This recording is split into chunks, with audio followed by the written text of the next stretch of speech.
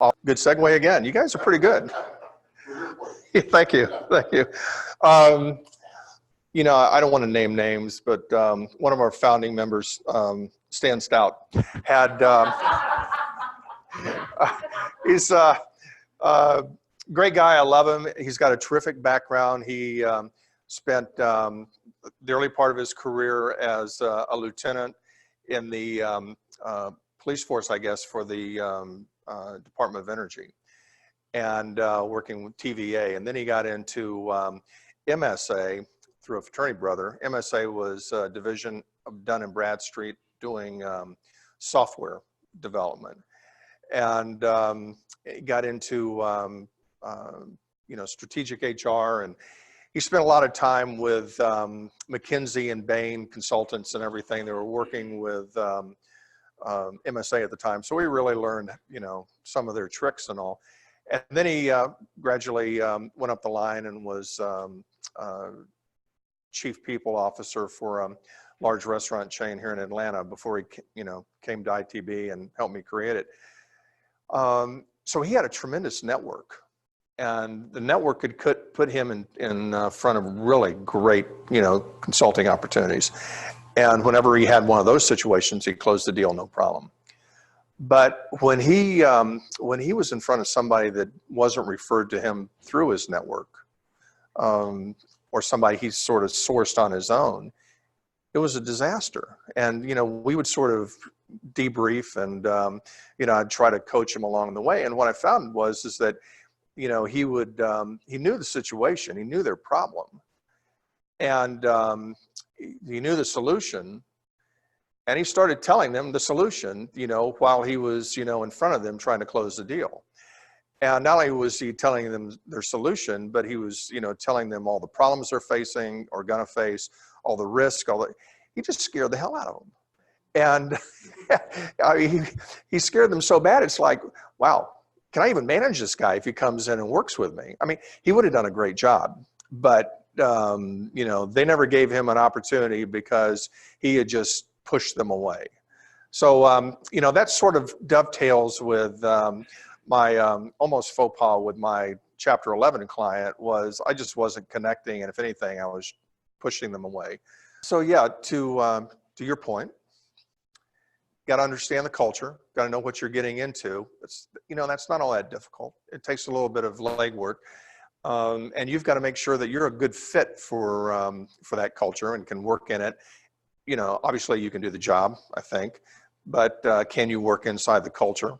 Some are just toxic, and more of what I've seen, and something that all of us should be concerned about is, independence, is that companies are so under stress nowadays in so many different areas, whether it's, big mergers and acquisitions, turnarounds, companies that are, moving into more rapid growth, or just competing with all the disruption out there, that a lot of them, probably most of them, aren't managing their culture at all. You got to know what you're getting into and how to work with that. But your job is really sort of, help validate the client's diagnosis. I mean, they'll tell you what the problem is. You just sit there and listen and ask questions. I like to sort of use the analogy of a physician. I was telling Bill earlier that I had my annual physical Monday, and the in-office visit went well, and then they did the blood work, and I got the results yesterday, and so I was supposed to call them up and get the results of that. And so the nurse was reading off all the different tests they'd done, and I was right there between the lines. It was just great for somebody my age. And they said, the only problem is your good cholesterol is just a little bit low. You can, improve that by just doing a little bit of exercise. And it reminded me that when I was meeting face-to-face with a doctor, he had asked me what kind of exercise routine I was involved in. I really like he asks questions. He doesn't tell me what to do. He sort of draws me out. So I said, well, I do the stairs. He said, you mean like Stairmaster? I said, no, I, go up and down my stairs a couple times a day,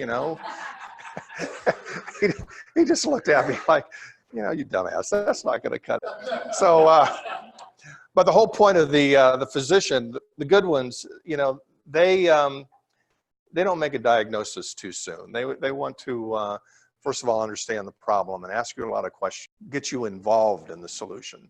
That's a good point. Yeah, and oftentimes, you know, the first thing you have to do is really qualify whether or not their problem is in fact the problem, or if that's just a symptom of another problem. The you know, the approach that I learned many years ago doing executive search has really worked well for me. And whenever I have an opportunity to use that approach and somebody's amenable to it, it always ends up with closing the deal and getting the search. And so you know, the folks that I work with, oftentimes they're making a change, and they need a certain type of individual to fit into the system. It's either, you know, a turnaround, a repositioning, they're launching new products, they want to go to an IPO, they want to go private, whatever. And so they need that personality, but this is all new to them. So as, you know, as I would work through it, I'd first of all, you know, help me understand your need, the situation. And so just get them talking about it and asking questions, and not giving, you know, any thoughts or, you know, this is what I would do, just asking questions. And the thing about asking those questions, back to the sort of the physician kind of analogy, is you're building rapport and you're establishing trust. You don't necessarily know it or think it, but just by getting them to contribute and you're drawing them out, then they're getting, you know, a better comfort level.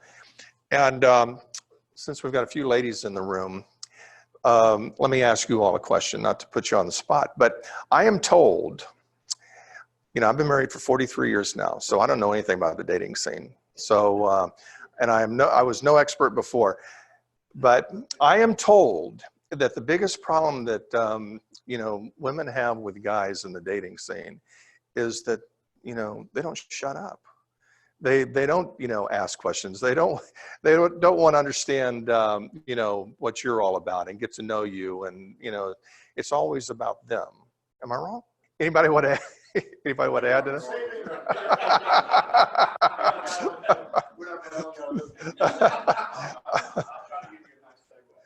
Okay. Exactly. Well, remember, we're selling an intangible product. You know, it's not like there's a car out there that they can go, you know, touch and feel and smell and, you know, ooh, and take it for a test drive and everything. You're trying to help them understand or visualize a lot of different things at once. You know, what it's like to work with you. What's the end result going to be? How's my team going to work with it? Are they going to support it?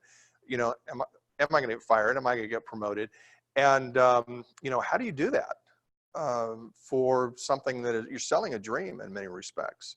So, you know, Suzanne, if you're selling financial products, you know, it's like, how do you tell them, hey, you know, come work with me and you're not going to have a problem with retirement, or you're going to, you know, be able to, you know, take those great trips around the world when you want to. You're selling a dream in many respects. So what I like to recommend is sort of, to Robert's point, the way you sell yourself isn't by selling yourself. It's by building that relationship with the client or the prospective client. And by building that relationship, you're, you know, drawing them out, you know, getting them to talk about the problem, you know, finding out where it hurts, what they think needs to be done, you know, what it's like to work in their organization. Just get them talking. And the more they talk, the more they're going to, you know, realize that, you know, you really are really sympathetic with their situation and want to help. You know, I'm assuming that, you know, you're not going to get in front of the prospect anyway if you don't have the credentials. So you've already got, you know, you've half the way there, because they know you can do the work. They know you want to do the work. They just want to know if you're going to be a fit, you know, with their organization. Same thing with finding, you know, looking for a job. Can you do the job? Will you do the job? And are you a fit? And the first two, you know, are the easiest issues. The third is, are you going to be a fit? That's the intangible. And that's where people get, you know, screwed up the most, and where the hire doesn't work or the consultant situation doesn't work. So what I like to recommend is, when you're at that point, you're sitting across from them, and the real issue is, are you going to fit, for my need in my company? Just go in with a, sort of the presumptive close. You've already got the sale. Now you're, go heavy into diagnosis mode and just get them talking.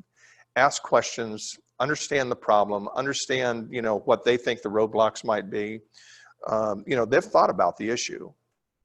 They've brought you on to fix the problem because they don't have the time to do it themselves, or maybe they don't have the resources, but they've given a lot of thought to it. So the more you draw them out and get them talking, they'll tell you, the answer to the exam. That's what's helped me be successful closing search deals, is by the time I'm, through going through, what is it that you need? What does the ideal candidate look like to you? What kind of background, do you expect them to have? And it's like, well, have you thought about this or that? Not telling them, well, you should go this direction. Understanding, well, what's your culture all about? How important is that whole cultural fit? Can you even describe your culture to me? What are the values that you guys espouse? And one of the things I like to do when I start with either a new consulting project or a search is just to ask the people that I'm going to be working with on the assignments, like, what's important around here? Just that one question. And you'll be surprised if you ask 5, 6, 8 people and you get the same answer, then, they've probably got a strong culture, good or bad, they've got a strong culture. If you get 6 or 8 different answers, then you've got a problem. But you're not going to know unless you're asking the question. And I think that everybody that is in this business should concentrate on the front end of their building the relationships. I never go in front of somebody without looking up on LinkedIn, trying to find something that connects college or kids or whatever, sports, whatever that is. But to have somebody else call and say, look, I know him, her, I've used him or her, and I think they're your candidate. You're right. Absolutely. Yeah, absolutely.